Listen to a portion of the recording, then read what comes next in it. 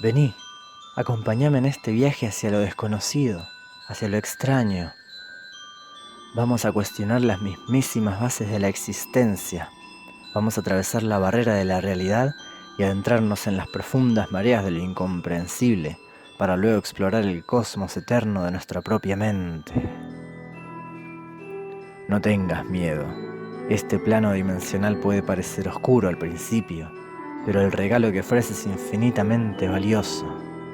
Cuando vuelvas, vas a ser una persona diferente. Vas a ver más allá de todo. Vas a percibir tus alrededores de maneras alternativas. Ahora es el momento de decidir. Podés quedarte en tu cómodo mundo superficial o podés trascender los límites de la conciencia y llegar a ese punto intangible del espacio-tiempo en donde todo es efímero.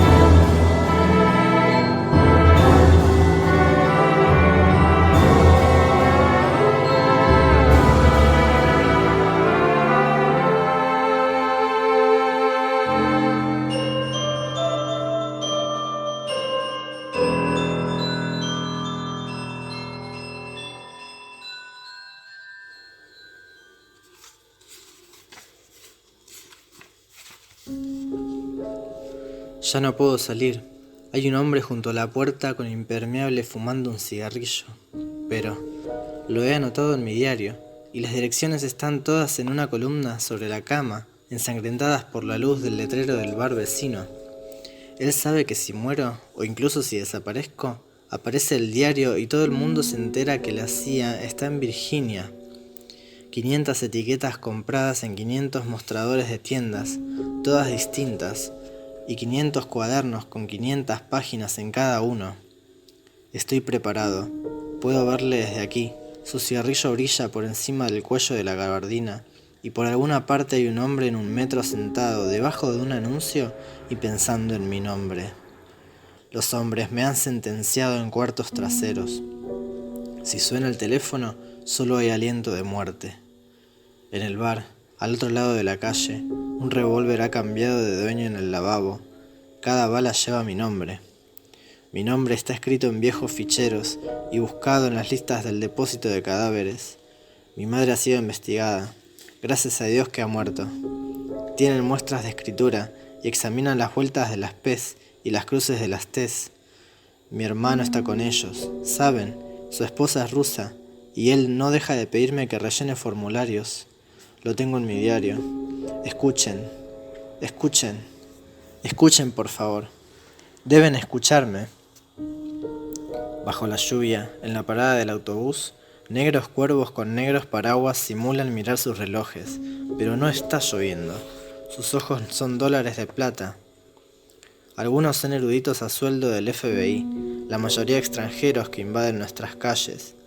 Les engañé, salté del autobús entre la 25 y Lexington, donde un taxista me miró por encima de su periódico. En la habitación que hay sobre la mía, una vieja ha montado una succión eléctrica en su suelo. Se lleva rayos de mi instalación eléctrica y ahora escribo a oscuras, al resplandor del letrero del bar. Les digo que lo sé. Me mandarán un perro con manchas pardas y una radio de telaraña en el hocico. Lo ahogué en la fregadera y lo escribí en la carpeta Gamma. Ya he dejado de mirar el buzón. Las felicitaciones son cartas bomba. Aléjate, maldito seas, aléjate. Ya conozco a los altos. Les digo que conozco a gente muy alta. El pequeño restaurante equipado con suelos parlantes y la camarera dijo que era sal, pero yo conozco el arsénico cuando me lo ponen delante, y el gusto amarillo de la mostaza para encubrir el amargo olor a las almendras. He visto extrañas luces en el cielo. Anoche, un hombre oscuro, sin rostro, se arrastró 13 kilómetros de recorrido de cloacas para salir en mi retrete, esperando oír llamadas telefónicas a través de la endeble madera, con orejas de cromo. Se lo digo, hombre, oigo. Vi las huellas embarradas de sus manos sobre la porcelana. Ya no contesto el teléfono, ¿saben? Se proponen inundar la tierra con mierda. Se proponen penetrar a la fuerza. Tienen médicos que abogan por extrañas posturas sexuales. Fabrican laxantes con droga y supositorios que queman. Saben cómo apagar el sol con explosivos. Yo me envuelvo en hielo, ¿saben? Evita sus infralcances. Conozco encantamientos y llevo amuletos. Podéis creer que me teméis, pero podría destruiros ahora, en cualquier momento. En cualquier momento. En cualquier momento. ¿Quieres un café, mi amor? Les dije que ya no puedo salir. Hay un hombre junto a la puerta con un impermeable.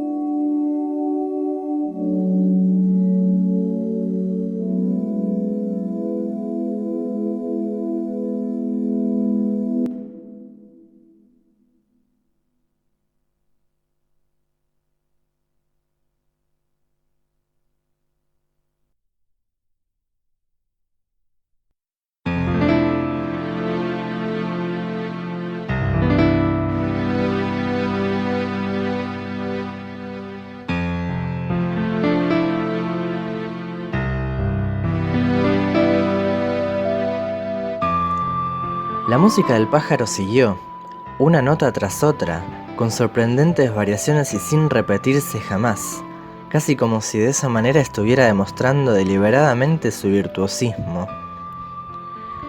En ocasiones se detenía durante unos segundos, extendía y recogía sus alas, después hinchaba su pecho moteado y comenzaba su concierto otra vez.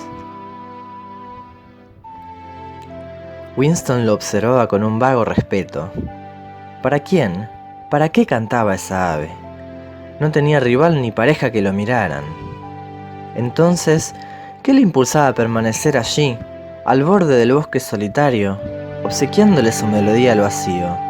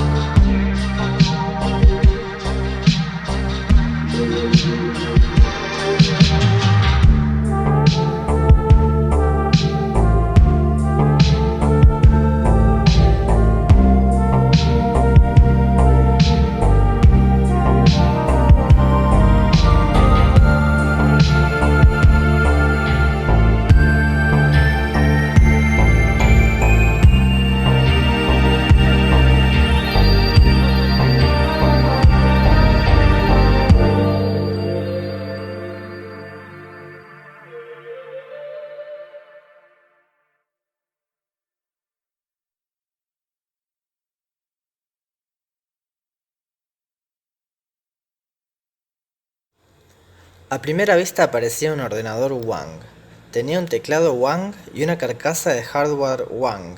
Solamente cuando Richard Hagstrom lo miró por segunda vez, vio que la carcasa del monitor había sido abierta, y no con cuidado. El trabajo parecía hecho con una sierra casera, para encajar en él una pantalla IBM ligeramente más gruesa. Los disquetes de ese extraño bastardo no eran nada flexibles, sino tan duros como los disparos que Richard había oído de niño. «Por el amor de Dios, ¿qué es esto?», preguntó Lina, cuando él y el señor Nordhoff lo trasladaron penosamente hasta su despacho. Nordhoff había sido vecino de la familia del hermano de Richard Hagstrom, Roger, Belinda y su hijo Jonathan. «Una cosa que construyó John», explicó Richard. «El señor Nordhoff dice que quería que yo lo tuviera. Parece un ordenador». «Eso es», dijo Nordhoff. Tenía más de 60 años y respiraba con dificultad. «Eso mismo fue lo que dijo que era, pobrecillo. ¿Crees que podríamos descansar un momento, señor Hagstrom?» «No faltaba más», respondió Richard, y llamó a su hijo, Seth, que estaba rasgueando acordes disonantes en su guitarra Fender en la habitación que Richard había destinado como sala de estar, pero que se había transformado en sala de ensayo de su hijo. «Seth», gritó, ven a echarnos una mano». Abajo, Seth siguió arrancando acordes a su Fender. Richard miró a Nordhoff y se encogió de hombros, incapaz de disimular su bochorno. Nordhoff hizo lo mismo, como si quisiera decirle: «¿Quién puede esperar nada bueno de los chicos hoy en día?», excepto que ambos sabían que John, el hijo de su hermano loco, había sido estupendo. «Ha sido usted muy amable ayudándome con esto», dijo Richard. «¿Qué otra cosa puede hacer este viejo con el tiempo que le sobra? Y creo que es lo menos que puedo hacer por John. Venía a cortarme el césped, gratis, ¿sabe? Quería pagarle, pero el muchacho no lo aceptó nunca. Era un gran chico». Nordhoff seguía ahogándose. «¿Podría darme un vaso de agua, señor Hagstrom?» «Claro». Fue a buscarlo él mismo a ver que su mujer no se movía de la cocina, donde le estaba leyendo una novela barata y comiendo galletas. «Seth», volvió a llamar, «sube y ayúdanos, ¿quieres?». Pero Seth siguió tocando sus acordes amortiguados y desagradables en su Fender, por la que Richard aún estaba pagando cuotas. Invitó a Nordhoff a que se quedara a cenar, pero él se excusó cortésmente. Richard lo aceptó, de nuevo bochornado, pero disimulándolo mejor esta vez. «¿Qué hace un tipo estupendo como tú con una familia como esta?», le preguntó un día a su amigo Bernie Epstein, y Richard solo pudo menear la cabeza, sintiendo el mismo embarazo que sentía ahora. Era un buen tipo, y ya ven, esto era lo que le había tocado. Una mujer gorda y aburrida que se sentía estafada por no tener lo mejor de la vida, que sentía que había apostado por un caballo perdedor, pero era incapaz de atreverse a decirlo, y un hijo de 15 años taciturno que estudiaba lo menos posible en el mismo instituto donde Richard enseñaba. Un hijo que tocaba horripilantes acordes en la guitarra, mañana, tarde y noche, sobre todo por la noche, y que parecía pensar que aquello le bastaría para salir adelante. «Bueno, ¿y qué me dice de una cerveza?», preguntó Richard. Se resistía a dejar marchar a Nordhoff. Quería oír más sobre John. «Una cerveza no me haría daño», dijo Nordhoff, y Richard se lo agradeció. «Magnífico», y fue a buscar un par de boots. Su despacho estaba en un pequeño pabellón, que más parecía un cobertizo, separado de la casa y, lo mismo que la sala de estar, se lo había arreglado él mismo. Pero, al contrario de la sala de estar, este era un lugar que consideraba propio. Un lugar donde podía aislarse de la desconocida con la que se había casado y del extraño que había concebido. A Lina, por supuesto, no le parecía bien que él tuviera un refugio personal, pero no había podido evitarlo. Había sido una de las pocas y pequeñas victorias que él había conseguido. Suponía que, en cierto modo, ella sí había apostado por un perdedor. Cuando se casaron, 16 años atrás, ambos creían que él escribiría novelas maravillosas y lucrativas y que no tardarían en circular en sendos Mercedes-Benz. Pero la única novela que publicó no había sido lucrativa y los críticos no tardaron en decir que tampoco era muy buena. Lina había visto las cosas desde el mismo punto de vista que los críticos y esto había sido el principio de su distanciamiento. Así que las clases en el instituto, que ambos habían creído que no serían más que la antesala de la fama, la gloria y la riqueza, eran su principal fuente de ingresos desde hacía 15 años. Una interminable antesala, se decía a veces. Pero jamás había abandonado su sueño. Escribía cuentos y algún que otro artículo. Era miembro, bien considerado, de la Asociación de Autores. Ganaba unos $5.000 extra todos los años con su máquina de escribir, y por mucho que Lina protestara, aquello le daba derecho a su propio estudio, especialmente porque ella se negaba a trabajar. Un sitio estupendo, dijo Nordhoff, contemplando la pequeña estancia con su abundancia de antiguos grabados en las paredes. El ordenador bastardo estaba sobre la mesa con el hardware guardado debajo. La vieja Olivetti eléctrica de Richard había sido colocada, de momento, encima de uno de los ficheros. «Es lo que necesito», contestó Richard. Con la cabeza señaló al ordenador. «¿Cree que esto va a funcionar? John solo tenía 14 años». «Es un poco raro, ¿verdad?» «Ya lo creo», asintió Richard. «No conoce ni la mitad», rió Nordhoff. Eché una mirada por detrás. Algunos de los cables llevan impreso IBM y algunos Radio Shack. Ahí dentro hay gran parte de un teléfono Western Electric. Y, créalo o no, hay un pequeño motor precedente de un Erector Set. Sorbió la cerveza y dijo, reminiscente, 15. Acababa de cumplir 15 años, un par de días antes del accidente. Pasado unos segundos repitió, mirando la botella de cerveza. 15, pero lo dijo en voz baja. ¿Erector Set?, preguntó Richard, mirando el viejo. Eso es, Erector Set fabrica un pequeño modelo eléctrico. John tenía uno desde desde los 6 años. Se lo regalé un año por Navidad. Ya entonces le volvían loco las cosas mecánicas. Cualquier aparatito le encantaba.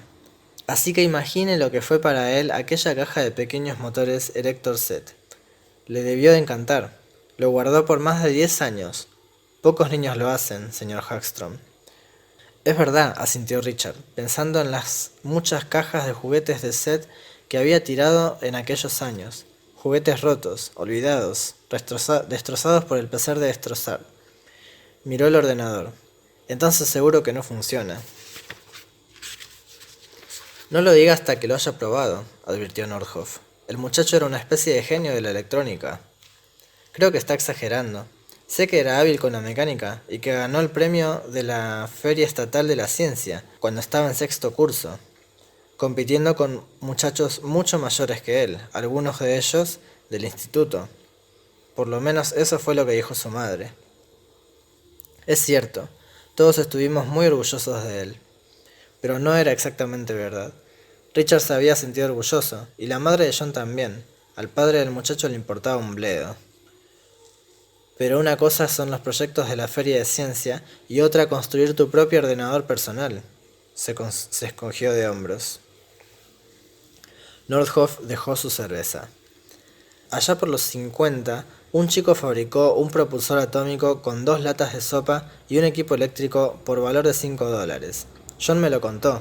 También me dijo que había un chico en alguna ciudad rural de Nuevo México que descubrió los taquiones, partículas negativas que por lo visto pueden viajar hacia atrás en el tiempo, en 1954.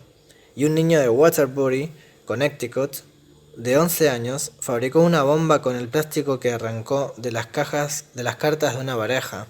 Con ella voló una caseta de perro. Los chicos a veces son raros, sobre todo los genios. Le sorprendería. A lo mejor, puede que me sorprenda. En todo caso, era un muchacho estupendo. Usted le quería, ¿verdad? Sí, le quería mucho, señor Hagstrom, reconoció Nordhoff. Era realmente estupendo. Y Richard pensó en lo extraño que era aquello. Su hermano, que había sido un verdadero desastre desde la niñez, había encontrado una mujer magnífica y un hijo inteligente. Él, en cambio, quien siempre había tratado de ser amable y bueno, lo que podía significar bueno en este mundo de locos, se había casado con Lina, una mujer reservada y desastrada.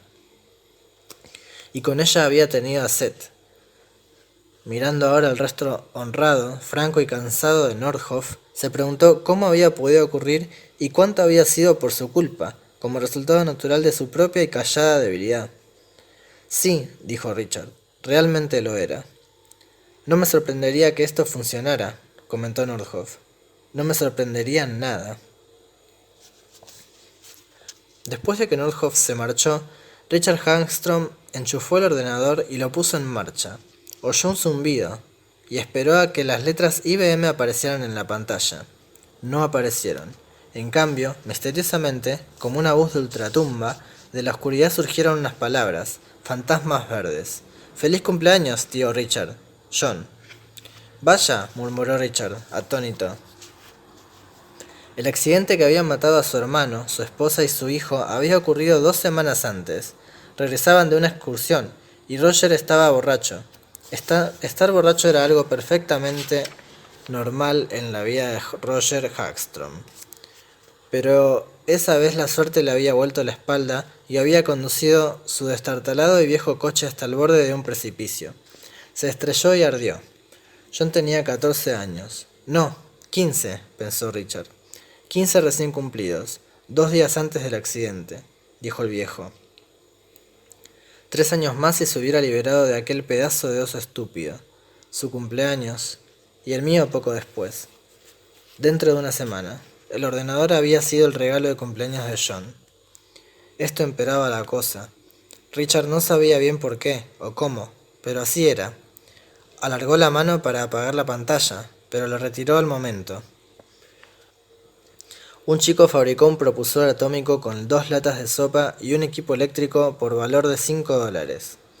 Sí, claro, pensó, y las cloacas de la ciudad de Nueva York están llenas de cocodrilos y el ejército guarda el cuerpo congelado de un extraterrestre en alguna parte de Nebraska.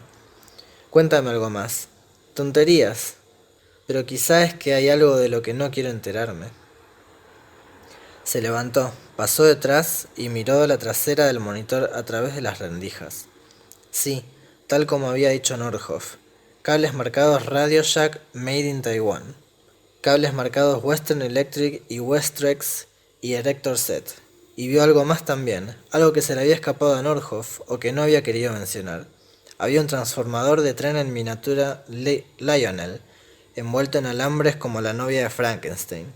Vaya, repitió riendo, pero al borde de las lágrimas. Por Dios, Johnny, ¿qué creías que estabas haciendo? Pero también conocía esta respuesta. Había soñado y hablado de que llevaba años deseando poseer un ordenador, y cuando la risa de Lina se hizo demasiado sarcástica para poder soportarla, lo había comentado con John. Podría escribir más deprisa, repasar y corregir más deprisa, y producir más, recordó haberle dicho a John el pasado verano. El muchacho la había mirado gravemente, con sus ojos, azul claro, inteligentes, pero siempre cautelosos, agrandados por los cristales de sus gafas. Sería estupendo, realmente estupendo. ¿Y por qué no te compras uno, tío Rich? No los regalan precisamente, contestó Richard sonriendo. El modelo Radio Shack cuesta cerca de 3.000. De ahí puedes ir subiendo hasta llegar a los $18.000. Bueno, a lo mejor te fabrico uno algún día, dijo John. A lo mejor, contestó Richard, dándole una palmada en la espalda. Y hasta que llegó Nordhoff, no volvió a pensar en aquello. Cables de la tienda para aficionados a los modelos eléctricos. Un transformador de tren Lionel. Vaya por Dios. Volvió a la parte delantera dispuesto a apagarlo, como si intentar escribir algo y fracasar equivaliera a mancillar lo que su frágil y delicado, predestinado, sobrino había dispuesto. Por el contrario, apretó la tecla Execute. Un estremecimiento recorrió su espinazo al hacerlo. Execute era una extraña palabra de que servirse. No era una palabra que pudiera asociarse con la escritura. Era una palabra que se asociaba con cámaras de gas y sillas eléctricas, y quizás con coches viejos y destartalados saltando fuera de las carreteras. Execute. El aparato zumbaba con más intensidad que los que solía contemplar en los escaparates. En realidad casi rugía. ¿Qué hay en la sección de memoria, John?, se preguntó. ¿Muelles? ¿Transformadores Lionel puestos en fila? ¿Latas de sopa? Volvió a recordar los ojos de John, su rostro pálido y delicado. ¿No era extraño, quizás incluso morboso, tener celos del hijo de otro hombre? pero debió haber sido mío, lo sabía, y creo que él también lo sabía. Luego estaba Belinda, la esposa de Roger, Belinda, que llevaba gafas de sol incluso en los días nublados, de los grandes, porque las marcas alrededor de los ojos tienen la mala costumbre de extenderse. Pero a veces la miraba, inmóvil y vigilante a la sombra de la risa escandalosa de Roger, y pensaba también casi lo mismo, debió de haber sido mía. Era un pensamiento espantoso, porque ambos hermanos habían conocido a Belinda en el instituto y ambos habían salido con ella. Él y Roger se llevaban 2 años de diferencia y Belinda encajaba perfectamente entre los dos, un año mayor que Richard y un año más joven que Roger. Richard había sido el primero en salir con la muchacha, que con el tiempo iba a ser madre de John. Luego se había interpuesto Roger, que era mayor que ella y más fuerte, y que siempre conseguía lo que quería. Roger, que era capaz de lastimar si uno trataba de cruzarse en su camino.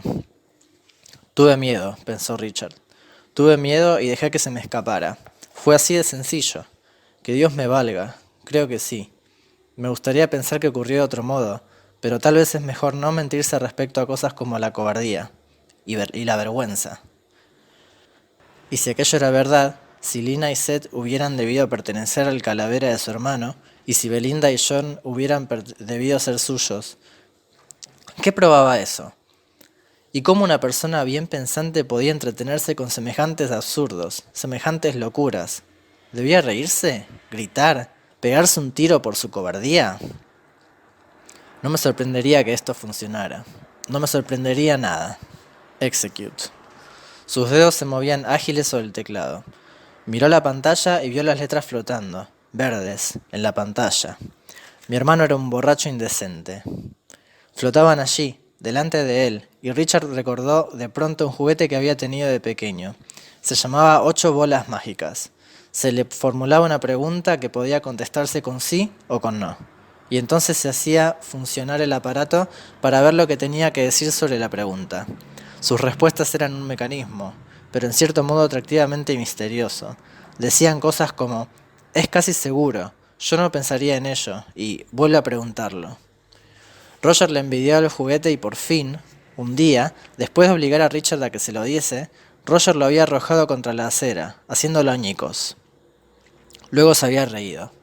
Ahora, sentado allí, escuchando el extraño ruido del aparato que John había construido, Richard recordó cómo se había desplomado en la acera, llorando, incapaz de creer que su hermano hubiera podido hacerle aquello. Niño llorón, mirad al niño llorón, se había burlado Roger. No era otra cosa que un juguete de mierda, Richie. Fíjate, no había más que un montón de letras y mucha agua. Voy a contarlo, había chillado Richard con todas sus fuerzas.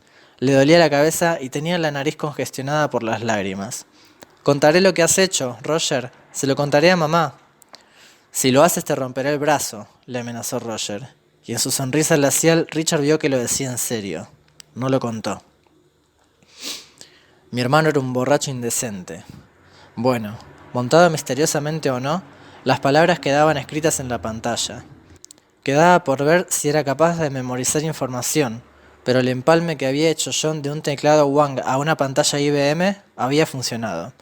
No creía que fuera culpa de John el hecho de que, por coincidencia, despertara en él desagradables recuerdos. Miró alrededor y sus ojos se fijaron en la única fotografía que había allí y que él no había elegido ni le gustaba. Era un retrato de estudio de Lina, su regalo en Navidad de 2 años atrás. Quiero que la cuelgues en tu despacho, le había dicho, y, naturalmente, lo había hecho así. Suponía que era su forma de vigilarle cuando ella no estuviera. No te olvides de mí, Richard, estoy aquí. Puede que apostara por un caballo perdedor, pero todavía estoy aquí. Y será mejor que no lo olvides. El retrato con su colorido artificial no hacía juego con los grabados de Whistler, Homer y N.C. Wyeth. Los ojos de Lina estaban entrecerrados. Sus gruesos labios formaban algo que no acababa de ser una sonrisa. Sigo aquí, Richard, le decía aquella boca. Que no se te olvide. Tecleó. La foto de mi mujer está colgada en la pared oeste de mi despacho. Contempló las palabras y le gustaron tan poco como la propia fotografía. Pulsó la tecla Delete. Las palabras desaparecieron. Ahora ya no quedaba nada en la pantalla excepto el latido del cursor. Miró hacia la pared y vio que la fotografía de su mujer también había desaparecido.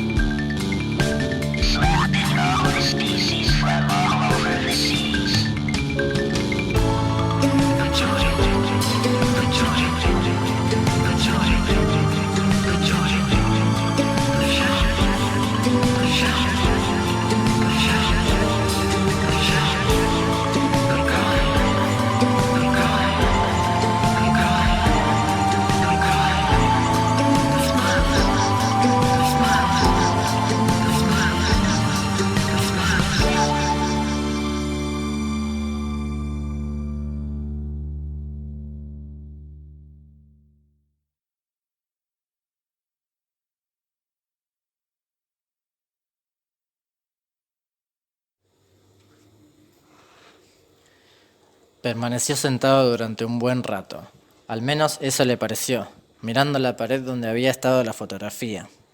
Lo que finalmente le sacó del atontamiento producido por su absoluta incredulidad fue el olor del ordenador, un olor que recordaba desde la infancia, tan claramente como recordaba las 8 bolas mágicas que Roger le había roto por malevolencia. El olor era del fluido del transformador del tren eléctrico. Cuando despedía olor, había que desenchufarlo rápidamente para que el aparato se enfriase. Y así lo haría, dentro de un minuto. Se levantó y anduvo hasta la pared sobre unas piernas que no sentía. Pasó la mano por el revestimiento de la pared. La fotografía había estado allí, sí, precisamente allí. Pero ya no estaba, y el clavo del que estaba colgada también se había esfumado. Y no había rastro de ningún agujero en el revestimiento. Esfumado. El mundo se le volvió gris de pronto y dio un traspié hacia atrás, creyendo, vagamente, que se iba a desmayar. Se contuvo, hasta que todo volvió a enfocarse de nuevo. Recorrió con la vista desde el lugar vacío, donde había estado antes la fotografía de Lina, al ordenador que su difunto sobrino había logrado componer. Le sorprendería, oía mentalmente decir a Nordhoff. Le parecería sorprendente, sí, enterarse de que un niño, en los años 50, pudiera descubrir partículas que viajaban hacia atrás en el tiempo. Le sorprendería lo que el genio de su sobrino era capaz de hacer con un montón de elementos desparejados, unos cables y unas piezas eléctricas. Le sorprendería sentir que se está volviendo loco. El olor del transformador era cada vez más intenso, más acusado y podía ver unas volutas de humo que salían de la carcasa junto a la pantalla.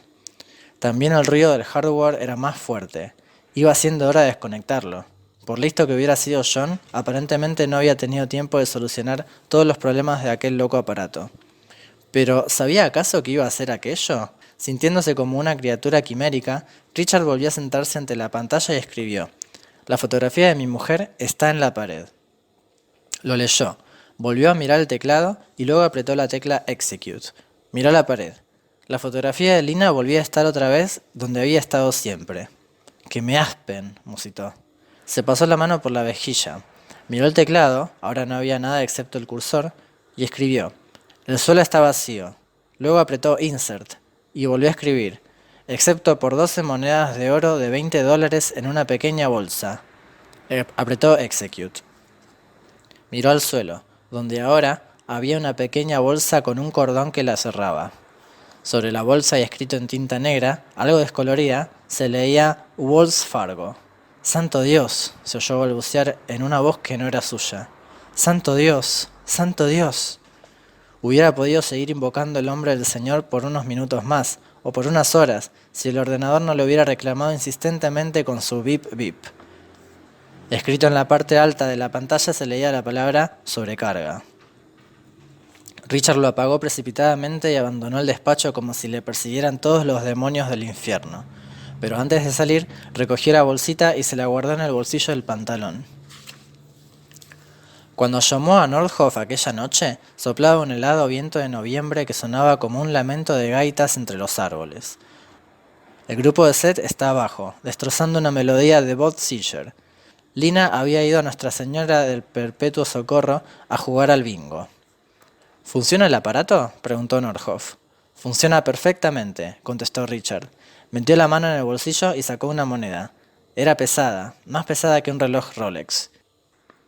En una de las caras había un águila de perfil recortado, en relieve, junto con la fecha, 1871. «Funcionan de un modo increíble». «Lo creo», dijo Nordhoff impasible. «Era un muchacho muy inteligente y le quería a usted mucho, señor Hagstrom. Pero tenga cuidado, un chico no es más que un chico, listo o no, y el amor puede estar mal dirigido. ¿Entiende lo que quiero decirle?». Richard no entendía nada. Sentía calor y estaba frenético. El periódico de aquel día decía que el precio del oro en el mercado era de $514 la onza. Las monedas habían pesado una media de 4,5 onzas cada una en su balanza postal. Al precio del mercado, aquello sumaba $27.756.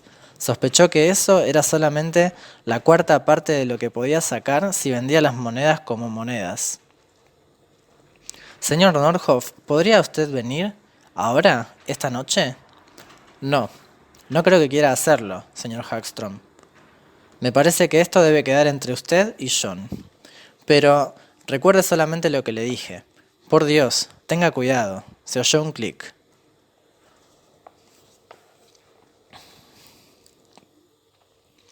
Media hora más tarde, volvía a estar en su despacho, contemplando el ordenador.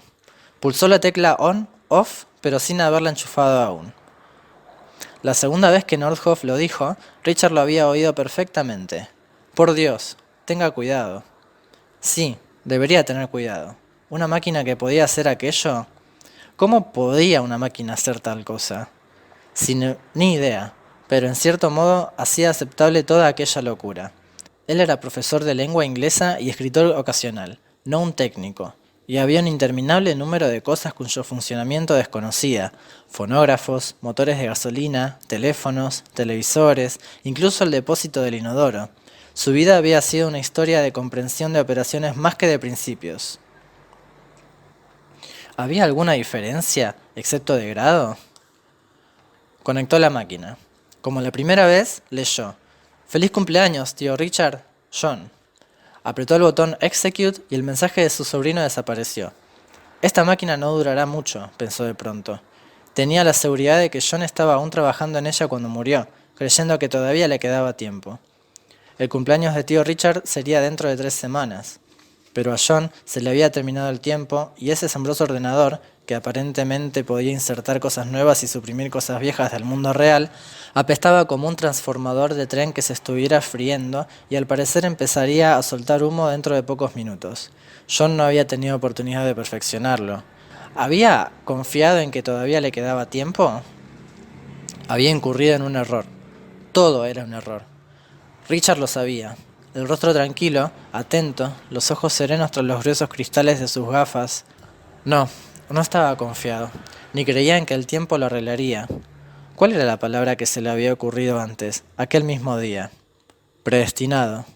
No era precisamente una buena palabra para John, pero era la palabra apropiada. La sensación de predestinación había envuelto al muchacho tan palpablemente que, a veces, Richard había querido decirle que se animara un poco, que a veces las cosas terminaban bien y que los buenos no siempre tenían que morir jóvenes. Luego pensó en Roger tirando su juego de 8 bolas mágicas a la acera, arrojándolo con todas sus fuerzas. Oyó partirse el plástico y vio el fluido mágico del juego, agua al fin y al cabo, deslizándose por la acera.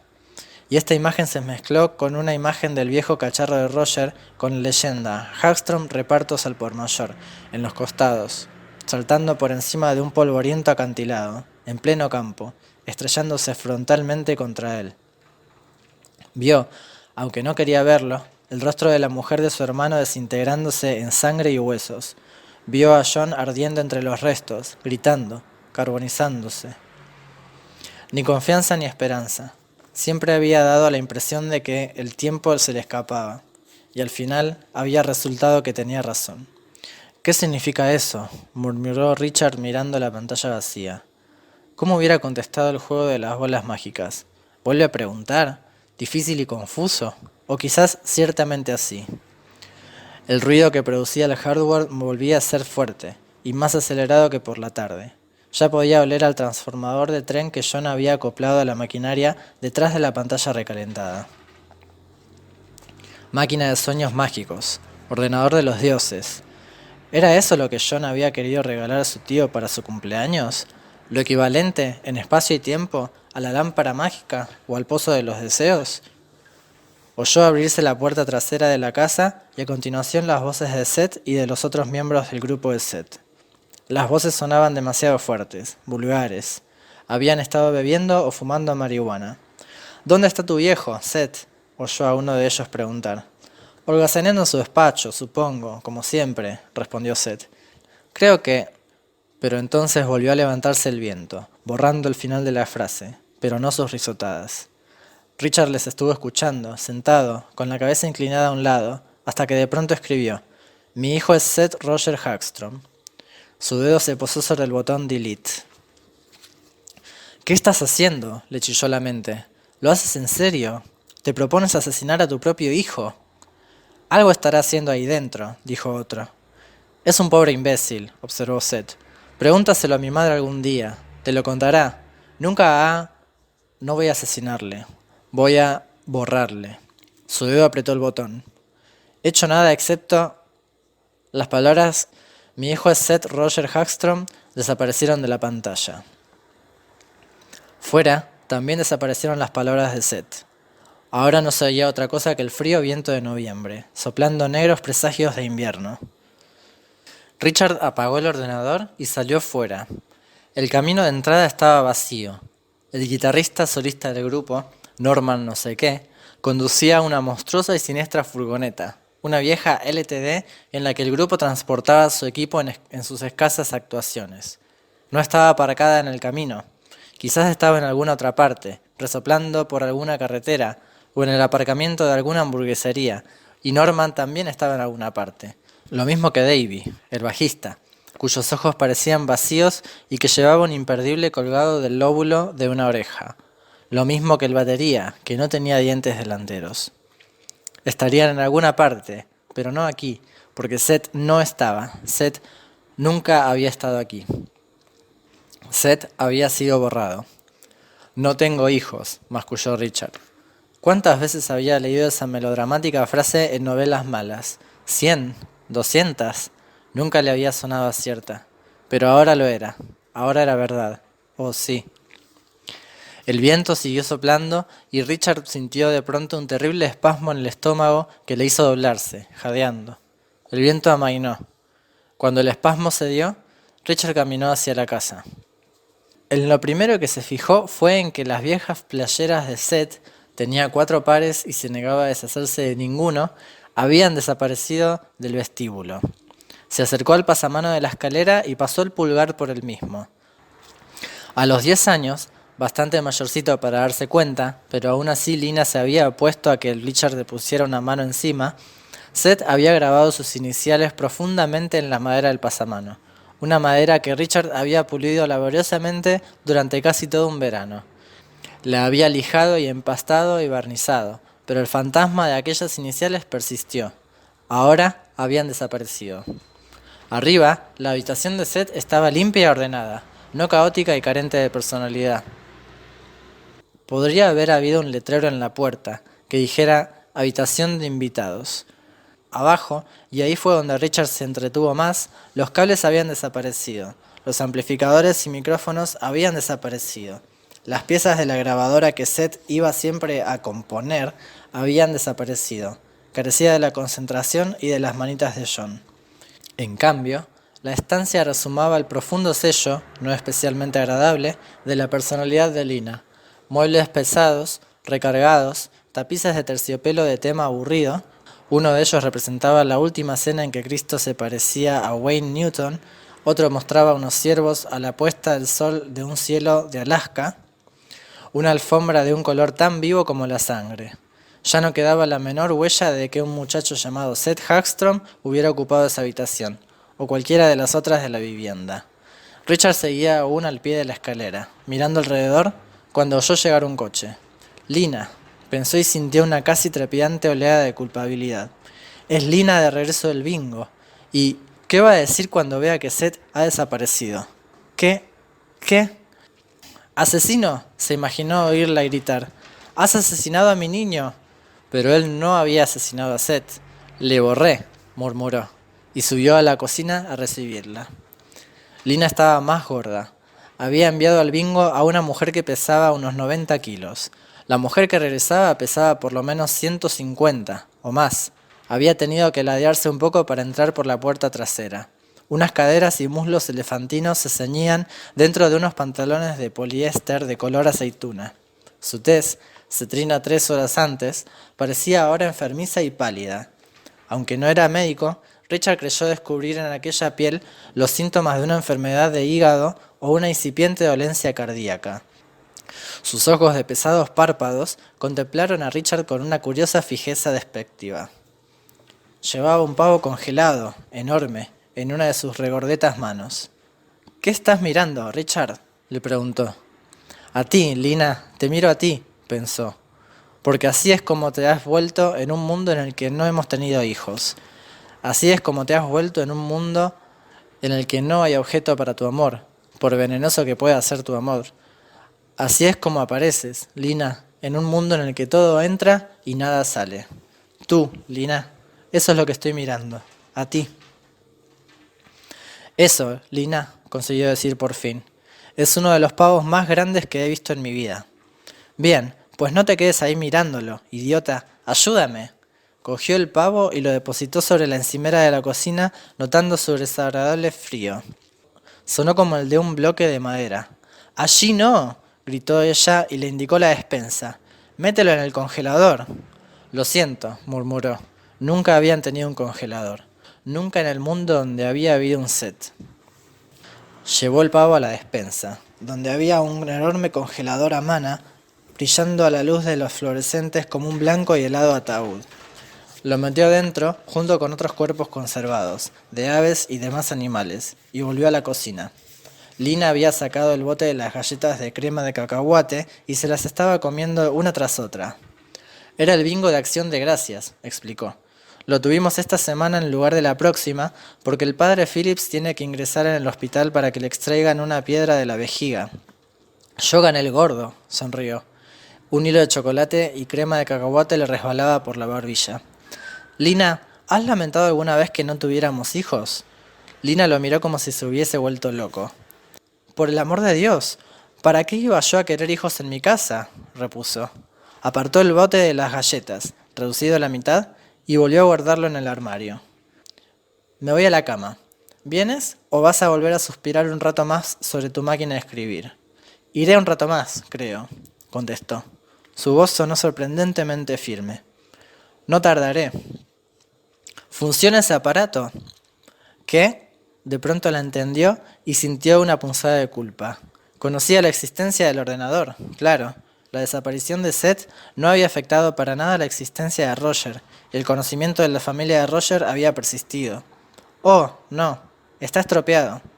Asintió con la cabeza, satisfecha.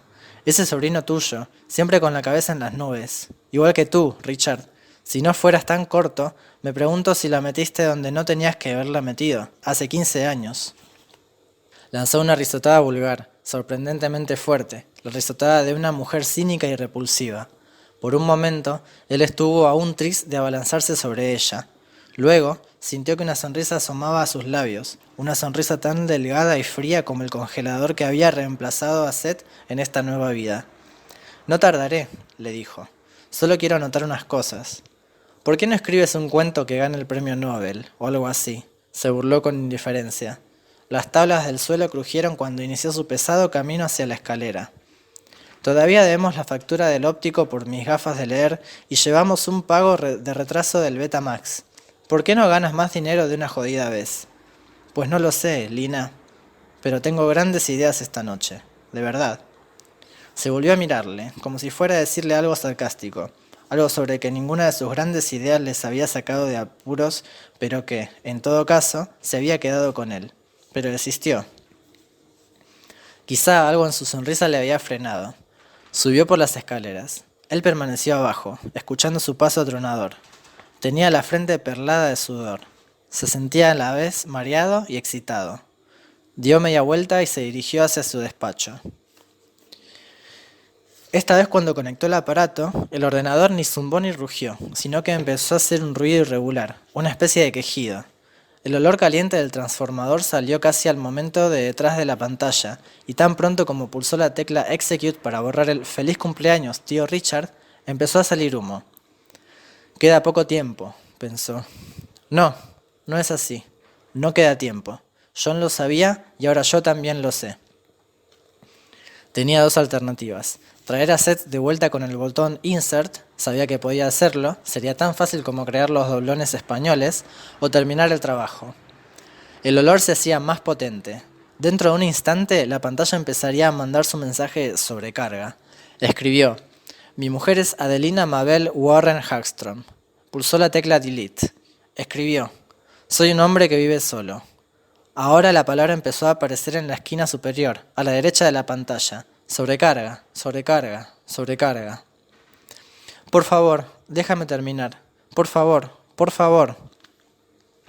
El humo que salía ahora de las rendijas y ranuras de la pantalla era más denso y gris. Miró al ruidoso hardware y vio que también salía humo de su rejilla. Y al fondo de aquel humo pudo ver una opaca chispita de fuego. 8 bolas mágicas. ¿Tendré salud? ¿Seré rico y sabio? ¿O viviré solo y quizás me matará la soledad y la pena? ¿Queda tiempo aún? Ahora no lo sé. Prueba más tarde. Excepto que no quedaba más tarde. Pulsó la tecla Insert y la pantalla se oscureció, excepto por el insistente mensaje de sobrecarga, que parpadeaba ahora a toda velocidad, aunque irregular. Escribió: «Excepto por mi esposa Belinda y mi hijo Jonathan. Por favor, por favor». Pulsó Execute. La pantalla se vació. Durante lo que parecieron siglos permaneció así, excepto por la palabra sobrecarga, que ahora aparecía con tal rapidez que parecía mantenerse constantemente allí, como una computadora ejecutando una implacable orden de mando. Algo dentro del hardware saltó y chisporroteó, y Richard soltó un gemido. Las letras verdes reaparecieron en la pantalla, flotando sobre el negro. «Soy un hombre que vive solo, excepto por mi mujer Belinda y mi hijo Jonathan». Pulsó 2 veces la tecla Execute. «Ahora», se dijo, «ahora escribiré». Todas las piezas de este ordenador estaban perfectamente ensambladas antes de que el señor Nordhoff me los trajera.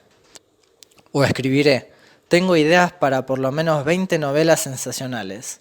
O escribiré: Mi familia y yo viviremos felices para siempre jamás. O escribiré. Pero no escribió nada. Sus dedos revolotearon estúpidamente por encima del teclado mientras sentía, literalmente sentía, que todos los circuitos de su cerebro se quedaban bloqueados como los coches en el peor atasco de tráfico de la historia de Manhattan. La pantalla se llenó de pronto con la palabra: acabado, acabado, acabado, acabado.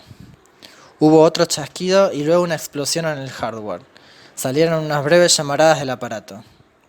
Richard se echó atrás en su sillón, cubriéndose la cara por si explotaba la pantalla.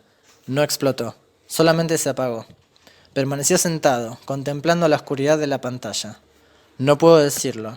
Vuelve a preguntar después. ¿Papá? Se volvió rápidamente, con el corazón desbocado. John estaba allí, John Hagstrom. Su rostro era el mismo pero algo distinto. La diferencia era sutil pero visible. Quizá, pensó Richard, la diferencia estribaba en la diferencia de paternidad entre los dos hermanos. O quizá era simplemente que aquella expresión inquieta, vigilante, había desaparecido de sus ojos ligeramente aumentados por las gafas, de montura metálica, ahora, observó, y no la fea montura de concha artificial que Roger había comprado siempre al muchacho porque costaba $15 menos. Quizá era algo todavía más sencillo. El aspecto de predestinación había desaparecido de sus ojos. «¿John?», dijo con voz ronca, preguntándose si en realidad había querido decir algo más que eso. ¿Era así? Parecía ridículo, pero se figuraba que sí. Suponía que la gente siempre quería más. «John, eres tú, ¿verdad?». «¿Quién iba a ser si no?», señaló con la cabeza al ordenador. «No te lastimaste cuando este cacharro se fue al cielo de los datos, ¿verdad?». Richard sonrió.